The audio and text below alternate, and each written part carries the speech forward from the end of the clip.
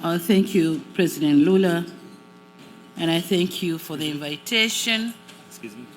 And I thank the government of Brazil for the exceptional hospitality. As some speakers around the table indicated, that today we find ourselves in a world of plenty, in a world where some parts of the world still faces poverty, starvation, disease, malnutrition, and underproductivity. A world wherein most youthful population face challenges compounded by crisis and global policies that increase food insecurity. A world of stifle competitiveness that limit access to markets and much needed technology. A world where many still awaits globalization promise of prosperity to be met, while remaining optimistic that global governance reforms will lead to both fairer representation and access to the resources needed to eradicate poverty.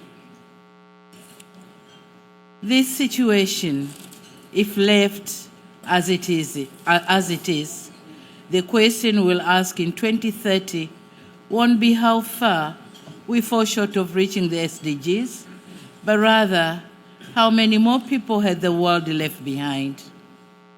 It is our belief that fairer, just, and sustainable world will come about when developing countries like mine garner the support, resources, and representation necessary to drive sustainable development. Despite this situation, however, and as constrained as we are, the United Republic of Tanzania has managed to undertake major policy and institutional reforms coupled with targeted investments to transform our agri-food systems. With almost 62% of our workforce in agriculture, our efforts raised the sector's growth rate to 4.2%, brought food self-sufficiency level to a high of 128%, and reduced poverty level to 26.4% in 2023. These achievements in agriculture sector are not without challenges. Challenges persist, and among them are limited mechanization and fertilization, and also insufficient research and development. We believe that with targeted support, we can better harness innovation, build resilience, and enable more meaningful and inclusive growth.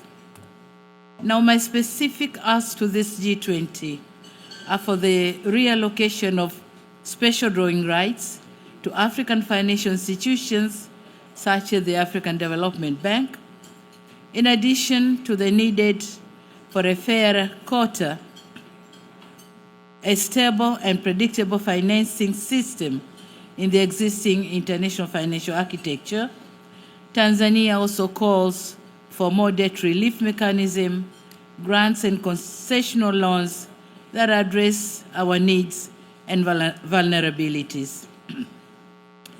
On the G20's Global Alliance Against Hunger and Poverty, the United Republic of Tanzania supports this bolstered partnership that would foster innovation and inclusive growth.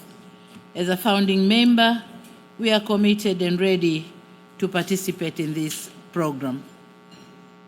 Excellencies, our gathering here speaks to our collective commitment to not leave the world as it is. We must redouble our efforts and reignite our commitments to build a fairer, prosperous, and just world. I thank you very much. Thank you, Mr. Chair.